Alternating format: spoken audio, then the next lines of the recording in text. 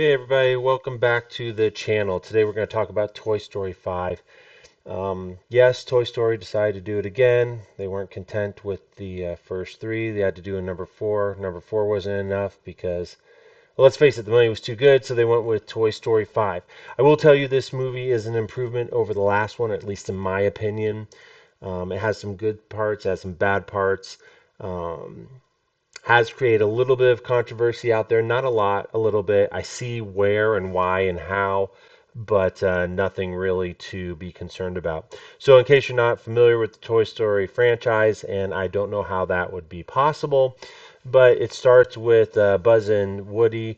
Buzz being a spaceman or a space ranger, and Woody being a cowboy, and how they become friends when Buzz comes in as the new toy and Woody feels like he's being pushed out. From there, Toy Story 2 introduces a bunch of side characters from Woody's past, most notably Jesse and his horse Bullseye. So Jesse's like a girl version of Woody, and Bullseye being his horse. We also get to learn that Zurg is Buzz's father. Yes, Star Wars for those who know. Um, Although they try to redo that in the Buzz Lightyear movie. Whole nother topic there. Toy Story 3, the toys wind up in a daycare center when they're kind of outgrown by Andy. Uh, Looks like they're going to be incinerated at the end. They're not. They're saved. They're handed off to a new child. I think her name's Molly. And it was really a fitting end, right? Everybody was happy. By Toy Story 4, there's a new character named Forky. Didn't really like that one. He was like a spork who had like wire arms and legs. It was pipe cleaning arms and legs, right? Wasn't great in my opinion. Maybe kids liked it. Oh, Bo Peep was off on her own. Uh, Woody by the end of that one kind of like leaves and goes and joins Bo Peep, leaving the toys to Buzz and Jesse. So this one, Toy Story 5, kind of takes place where it's really Jesse's story and Buzz is there. Woody shows up kind of like a afterthought, like we needed Woody or else it wouldn't be Toy Story. And this is where some of the controversy comes up. So if we look at it just in general, just as a movie right now, Toy Story 5 is actually doing pretty well. If we go to Rotten Tomatoes, we can see that Toy Story 5 actually has a fresh rating of 92%, 95% by the fans, and we're over 2 weeks into it now. Actually, it outdid Supergirl at the box office. So it was Toy Story 5's second weekend and Supergirl's first weekend, their opening weekend, and Toy Story 5 still beat them.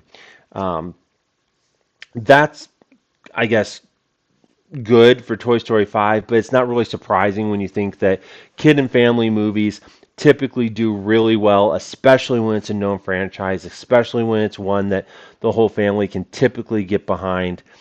So Toy Story 5 continuing to do well and is still out there, and I know it'll probably last. If I was to guess, you'll probably have it in theaters through the summer. I wouldn't rush out if you haven't seen it yet, thinking it's going to disappear anytime soon. You have time to get into the theater and watch it. So, um, what's the controversy with the movie? Well, one thing is that when people are saying that Tom Hanks did not voice Woody, that it was an AI version of Tom Hanks, that he didn't even appear. I don't know if that's true or not. You can see here by IMDb, it does have top cast Woody as the voice of, or excuse me, Tom Hanks as the voice of Woody. So, seems to me he did do it. I did some research or looking into it, and I like found this one article from Movie Guide, and it says how Disney could replace Tom Hanks in the next Toy Story. So this article goes into um, how Tom Hanks has been doing this what for 31 years across five Toy Story movies.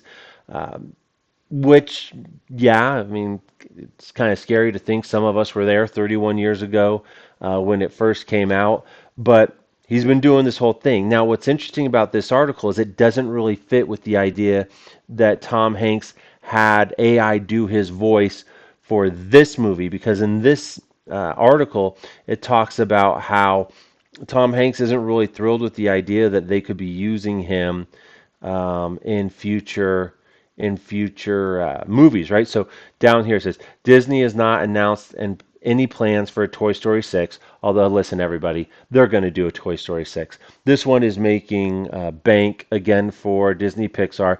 Disney is still hurting from the flop after flop after flop. Look, they got hurt with a lot of their live action movies. It's not surprising they're going to go back to these ones that they know they can make money on. So yeah, I'm telling you now, I don't know these poly markets and stuff, but people should probably start betting there's going to be a Toy Story 6, right? But it says Disney has not announced any plans for Toy Story 6, nor signaled it would use AI generated dialogue without Hank's involvement, but the actor is thinking carefully about what any future installment would need to justify its existence. This whole article, and you can find it, go out there and look for it, basically talks how he's not really thrilled with the idea. Other articles I could find said basically the same thing. So I would think that you're not going to see, or that I would think that you did not have Tom Hanks having AI do his voice for Toy Story 5. Look, if you have evidence out there that it did happen, if you can point me to an article, please do. I'm not saying it's a lie. I'm not saying it's wrong. I'm just saying I'm not seeing overwhelming evidence of it. Maybe a rumor, maybe not. So, what are some of the other controversies? Well, one thing that people were upset that Woody and Buzz were not the focus of this movie. Okay, they weren't. What's the plot of this movie? The plot is that the little girl Molly, like I said, I think her name's Molly. She is not really well received by the other kids because she still plays with toys, and all the other kids get uh, a like an iPad device, right? They have this iPad. It's called the Lily Pad, and you see it in the picture there. But this lily pad is like what she thinks she can use to start having more time with friends outside of her home. People will start accepting her more because she has an iPad, or in this case, a lily pad, and that's what she wants. So the the big controversy here is the new toy pushing out the old toys is technology. And you see Jesse at one point get up on the roof and say, "Oh my gosh, all these kids aren't playing anymore. They're on the iPads. They're on the lily pads." So, um, so she goes off and she tries to try and get Jesse to kind of play with the toys again, but the lily pad becomes very jealous and gets the toys, or at least Jesse, shipped out, and the other kids the other toys put in the garage. And that's really the thrust of this story. Jessie goes off to an old farm where she originally was from because she still has her original markings of, if found, please return to this little girl. Of course, that little girl doesn't live at the farm anymore. And she's then meeting old technology that she uses to try and get to the new technology to try and be able to get Molly to come get her from the farm and bring her back, right? So it's a whole big thing. The problem is, and what people are upset about, is generally they're saying, A, this should not be a Jesse story, it's a Buzz and Woody story. Nah, it's okay, right? Like, it's okay. Jesse gets a side story. Kind of get over it, right? Like, I don't think that's that big of a deal. And sometimes side characters get their own stories. You can't stay with the main characters forever. And if that bothers you, don't watch it, I guess. But they are in it, but let it be Jesse's story for that. Go beyond that, though. They're saying, well, fine, it's Jesse's story, but the lily pad. By the time the movie's over, the lily pad isn't really the bad guy anymore. The lily pad has a change of heart. They kind of incorporate technology into the play. The lily pad doesn't go away. And that's kind of like that strawberry bear or whatever it was in part three. I don't think he stayed a bad guy forever. I think he had a change of heart. It's not uncommon for the bad guys to have a change of heart, the bad guys to develop and grow. So to try and say that the lily pad is now a good guy and we're teaching kids that technology is a good thing, I didn't get that, right? Like, I wasn't like, oh my God, now the technology is a good thing and I'm outraged. That really wasn't the case. I will say though, I did go to the movie with my 3-year-old grandson. Well, he went and then I went, but we both saw it. And when I did my screen for in the background for this movie, it shows the lily pad in the little girl's backpack. And when he saw that picture, he goes, "Lily pad. I want a lily pad. I want a lily pad. I want a lily pad." And so I'm not sure. Like I know Common Sense Media looks at like consumerism and stuff, how much product placement is. Well, there's product placement here. The kids are gonna want a lily pad. I don't even know if Disney's selling it or not. They'd probably make bank on that one if they did too. So does it have the, what they say, go touch grass, thing attached to it? You're not going to be doing that, right? I don't want to give away the ending of it. It is what it is. The movie was still good. It was still entertaining. I think there were still good values and good morals put into it. A couple problems I did have though, just technically speaking. There's a troop of Buzz Lightyear dolls that are running around, kind of as a B story in this movie, although the stories do come together. And where other devices, they make a big deal about the devices running out of power, the technology devices running out of power, needing to charge, needing new batteries. These Buzz dolls are like the new improved Buzz dolls with like electronics in them. Their power works the whole movie. Nobody charges these things. I don't know if they're solar power. I don't know if I'm overthinking a kids movie. But come on, if you're gonna have this consistent logic, have it consistently through the movie. Um, they do rip on Woody for getting old. They make fun of like a bald patch on his head. We all have them. Look, man, we're all getting old. We're all getting bald patch. But they make that a big deal. At one point, the dolls are all riding horses, and Buzz is riding a unicorn. Some people are making that out like they're doing Buzz dirty. I didn't really think it. He's Buzz Lightyear. He wants the fancy flying horse because he was about falling with style. The unicorn had wings. I mean, I don't know what to tell you. It really wasn't. It's only a big deal if you want to make it a big deal. I didn't think it was a big deal.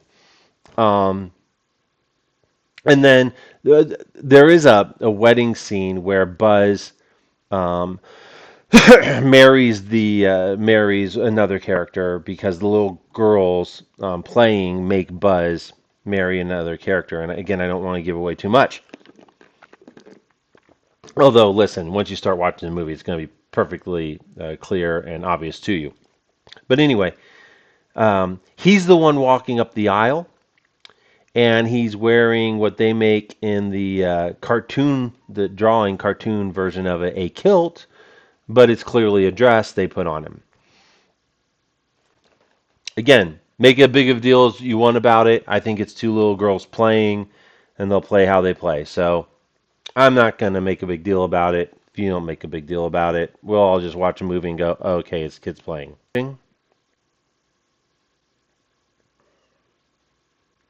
Going forward, I think it's a good movie. I think it's worth watching. I think that you can make as big of a deal about it as you want to make. The question is like, would I recommend Toy Story 5? Yes, I would recommend Toy Story 5. How are you not going to go see Toy Story 5? Everybody's going to see Toy Story 5. The question is, are you going to see it in the theater? Are you going to see it at home? You know, wait to catch it if it just happens, and it will hit Disney Plus. Look, go in the theater. Take the kids. Kids should go to the movies.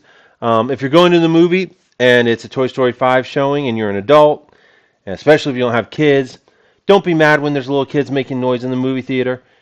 I mean, they all got to learn, right? We all got to learn sometime, somewhere. But when you're a 3-year-old in the movie theater and you're making noise and mom's trying to keep you quiet and there's a baby fussing, just realize it's a movie for kids, okay? Um, if you want to see a movie for adults and you don't want kids, go watch that, right? You don't want kids in the movie theater. Parents that do have kids, please try and teach your children how to act in the movie theater. I'll tell you, my kids were in the theater. Surprise, surprise. My son, his first movie was Star Wars, the Episode One, right? Like he was. When did that come out? In like uh, February, March. Anyways, he was born in April. I mean, he was a baby, but we taught them very young, all of our kids, how to act in the theater. So, anyways, that's my little preachy part on that. I appreciate that Toy Story 5 did happen in the sense that it's another good movie for families. But anyway, so yeah, go see it. I do ask, however, that if you enjoyed this video, you like, share, subscribe, do all those things that we always ask people to do. Um, I am going to review. I did see the new Supergirl movie. I will tell you, I am not as forgiving to that one. And for good reason. That one also has a lot of controversy around it. But I think the things going on with that are more justified. So anyway, I do appreciate you watching my video. If you made it this far, do like, share, and subscribe. And if you have any comments about Toy Story 5, yeah, put them in the comments. Just be nice. Don't be rude to people. We all need to get by with our lives. So, thanks again, and I will see you next time.